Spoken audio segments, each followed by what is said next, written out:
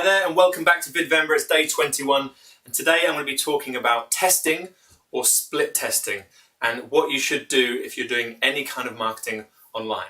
So firstly, split testing is pretty much taking like one landing page, like where you collect emails, and creating another one with a similar design, maybe different coloured buttons, that kind of stuff, and running a test between two of them. So all the traffic you've got coming into that one page, you evenly split it between each of the landing pages. Okay, so that's generally what a split test is. Now this can work for any type of page on your site, on your shopping cart, however.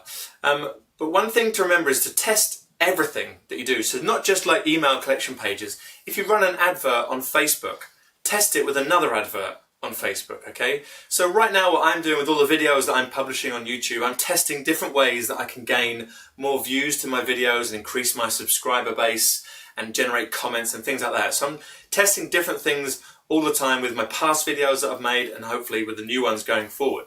So if I take one video from here, I will test running an ad for it on social media. I'll test running ads for it in different countries. I'll then test different ad platforms like maybe Twitter and also running like Google ads, those kind of things. So test different ads and seeing which ones perform better for, across the board. One hard thing to check is that one particular video you test to another, there's different content. So one video that performs well might just be because of that content that's on it. So whether you tested it on another platform, it could have also done well on that. So it's quite hard sometimes to break it down with different pieces of content. But if the case is just to test everything. I spoke to someone at the weekend there who's got a business, and he was put out a blog post with a video on it. And the video was gaining quite a few views, and they had a lot of traction from the blog post. And there was a lot of calls coming up regarding the blog post content. They were phoning up and getting new orders into their business. And I won't go into the niche details, just keep their identity, private for them. But they would basically put out a piece of content. People phoned up to find out more about that content and made a booking to go and see them. And I asked him, how did he get on with it? Do you think it was just the fact they put out the blog post content, did it generate, all this business coming in? And he said yes, but further we talked into it, they said they also sent out an email, and the email had exactly the same content in it. Now I'm pretty sure the email actually outperformed the blog post content.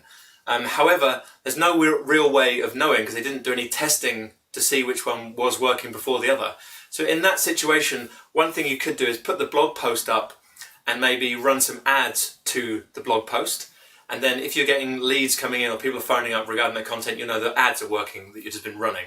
If that didn't work, you could stop the ads and then you could either email out again, send them to the blog post, or just email out the content within the blog, within your email, and seeing then if you then get responses from the email. Just to try and decide what is working in your business. Just test everything you can. Split test things, test headlines if you're sending out emails, test blog post headlines, test different blogging platforms, test writing a blog post sort of on a social media site, so using like Facebook and writing a long post, test writing something in Google+. Test all these different things to see if you can increase your engagement or increase your likes, your shares, that kind of thing. It does help to have a goal at the end always. So for example, if you're testing some kind of video content, is your end goal to try and collect subscribers? Is it just to get comments?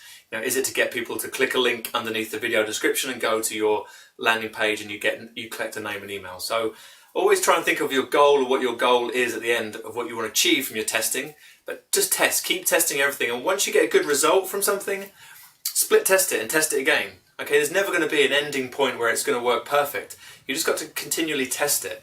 And you'll notice if something actually drops when you're testing it and you don't get any interaction or you're not getting leads, you can go back to the original one and keep running and you could test off that. But it's just a key thing, everything you do. I'm doing the same with my videos. I'm testing everything I do with every new one I put out, trying different places where I can connect with people in different groups and things to try and get them to more views, or sharing my content that I think may be helpful to other people. And it's really just a case of, if that doesn't work, move on to the next one and try something else. But don't give up, don't give up. There's a lot of things out there, so just test everything you do, no matter what it is in your business. Just keep testing it. So anyway, short video. That's my little rant on testing, because I see a lot of people who fail to test things. They'll do something, didn't work, try something else. They never tested a couple of different images in there, so do that, test it and see how things work. Thanks for watching these videos. Please subscribe to my channel. If you have any questions, you can contact me through my site, or you can comment below. I'll be back soon with another Vidvember video.